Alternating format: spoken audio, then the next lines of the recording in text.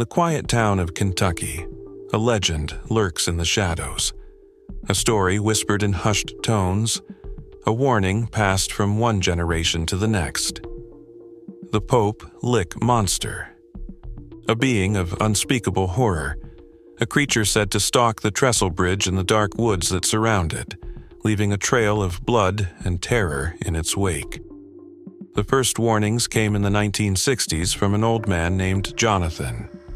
He stood by the construction site, watching with grim eyes as workers laid the foundations of the towering trestle. His voice was barely audible as he muttered, "They shouldn't do this. The monster lives here." His words were ignored. Just 3 weeks later, Jonathan was gone, vanished into the cold Kentucky night. A desperate search was launched, combing the dense forest, but all they found was a single severed foot lying in the undergrowth. The cut was too precise, too clean, as if done with an impossibly sharp axe. The authorities searched, but no answers came. The woods around Pope Lick swallowed their secrets, and Jonathan's disappearance became just another cold case. But the horror had only just begun. As the trestle stood completed, the men who built it began to disappear, one by one. At first, they were written off, workers who had fled town or quit their jobs, but soon the truth became undeniable.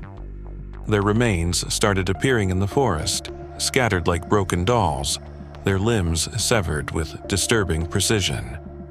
Those who remained whispered of eerie sightings, shadowy figures slipping through the trees, their movements too quick, too unnatural. And then there was the sound.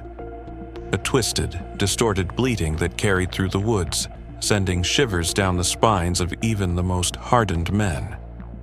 One worker recounted a night when he and his colleagues were taking a smoke break. Laughter filled the air until it was suddenly silenced by a scream, a shrill, human cry that was abruptly cut off, followed by the unmistakable sound of a blade striking flesh.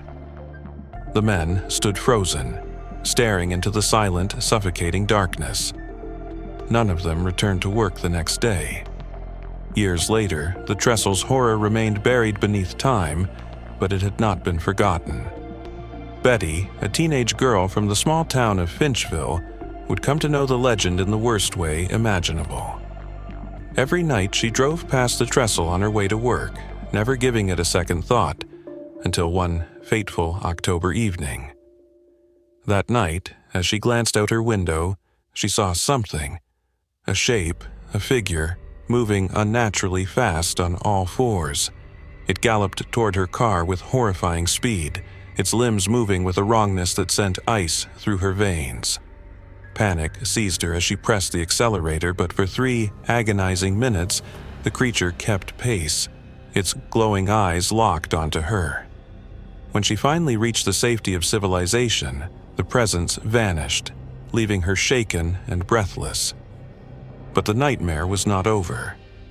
That same night, she told her co-workers about the creature, only to learn that they too had seen it. Fear gripped them all, but none of them could have imagined what would happen next. Hours later, Betty and her friend Sammy left together, hoping that 2 people would be safer than one. They were never seen alive again. Their car was discovered in a ditch near the trestle, blood splattered across the interior. Yet there was no sign of struggle, no crash, no signs of forced entry. Only 2 deep, horn-shaped dents pressed into the metal of the driver's side door. 2 weeks later, their remains were found, scattered across the woods in the same horrific manner as those who had come before. The case was reopened, but the answers never came.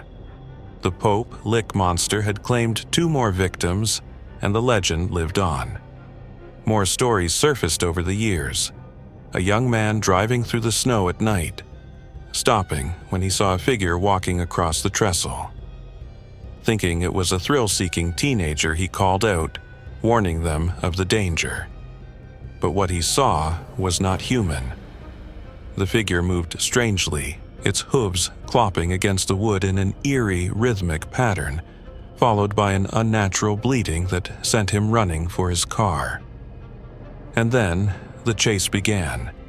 He barely made it out, speeding into the safety of a well-lit diner, where he sat trembling, unable to comprehend what he had just witnessed.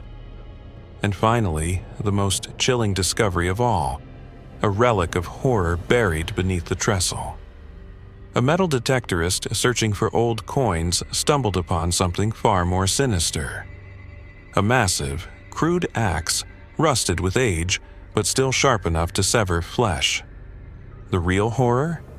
The dried human blood still clinging to its surface, too old to identify its victims, but fresh enough to confirm the truth. The Pope Lick Monster was no myth.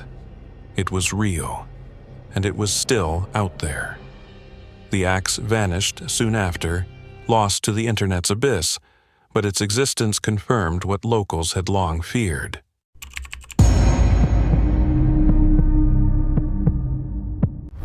Troon, Scotland, a town by the sea where the past lingers like a whisper in the wind. And standing along its quiet coastline is Crosby Towers, an old Italianate-style villa with a history stained by time and something far darker. Once a whiskey merchant's grand estate, later a care home, and then abandoned to decay, it had become the subject of rumors and ghost stories. But for us, it was more than legend. It was real. On a cool May evening in 2012, a group of us stood outside its crumbling walls, hearts pounding with excitement and fear. The night air was thick with the scent of salt and damp earth as we slipped through a hidden entrance at the back, stepping into a house frozen in time. Dust choked the air, the scent of mildew clinging to the damp walls. The interior was shrouded in silence, save for our own hesitant breaths and the faint creaking of warped floorboards beneath our cautious steps. We pushed forward, laughter masking our unease, until the sound came. A thunderous bang erupted from the top of the grand staircase, stopping us cold. It was impossibly loud, shaking the air around us, vibrating through the floor beneath our feet. The kind of sound that doesn't just echo, it lingers, embedding itself into the very walls. Panic surged through our veins. We turned to each other, eyes wide with terror, and for a brief moment, the only sound was our own heartbeats hammering in our ears.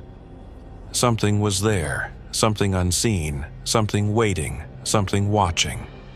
And whatever it was, we knew we weren't welcome. We didn't look back.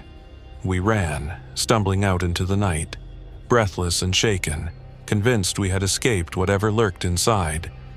But Crosby Towers had not forgotten us. It had marked us. The house still watched, and it was not finished yet.